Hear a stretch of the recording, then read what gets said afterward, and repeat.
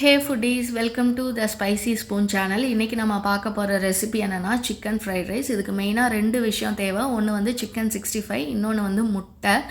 Chicken 65 நான் already பொரிச்சு வச்சுருக்கேன். அதோட ரெசிபி வேணும்னா கமெண்ட் பண்ணுங்கள், நான் ஃபுல் வீடியோ அப்லோட் பண்ணுறேன். அப்புறம் 5 முட்டையை எடுத்து நல்லா அடித்து வச்சுருக்கேன்.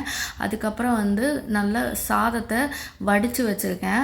சாதம் வந்து ஃப்ரைட் ரைஸ்க்கு வடித்தா தான் நல்லாயிருக்கும். சாதம் குக் பண்ணும் போதே வந்து 2 டீஸ்பூன் எண்ணெய், கொஞ்சமாக கல்லுப்பு போட்டு ஒரு 3/4 பதத்தில் அதை வடித்து எடுத்துக்கோங்க.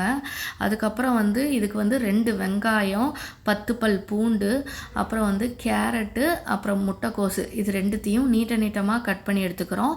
வெங்காயத்தையும் பூண்டையும் வந்து குட்டி குட்டியாக ஸ்லைஸ் பண்ணி எடுத்துக்கிறோம்.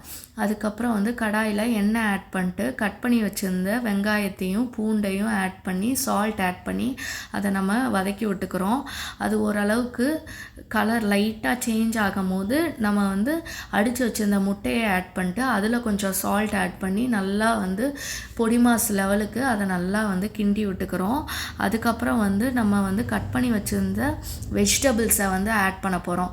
கேரட்டு, முட்டைக்கோஸு, இது ரெண்டுத்தையும் ஆட் பண்ணிட்டு காய்கறி வேகிறதுக்காண்டி இன்னும் கொஞ்சம் வந்து சால்ட் ஆட் பண்ணி அதை நல்லா குக் பண்ணிக்கிறோம்.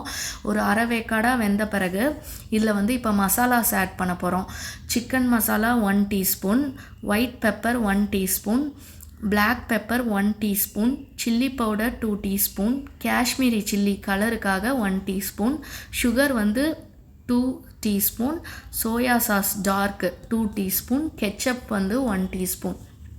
சுகர் வந்து வேண்டானா நீங்கள் அவாய்ட் பண்ணிக்கலாம். அது பல்லாம் வந்து கெச்சப்பை வந்து எக்ஸ்ட்ராவாக ஆட் பண்ணிக்கலாம்.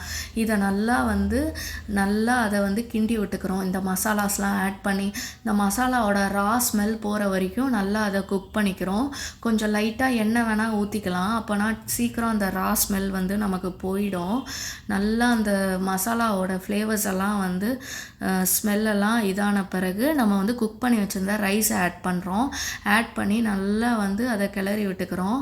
அதுக்கப்புறம் வந்து ஃபைனலாக வந்து நம்ம கட் பண்ணி வச்சுருந்த சிக்கன் 65 ஆட் பண்ணி நல்லா கிளறி விட்டால் டேஸ்டியான சிக்கன் ஃப்ரைட் ரைஸ் ரெடி.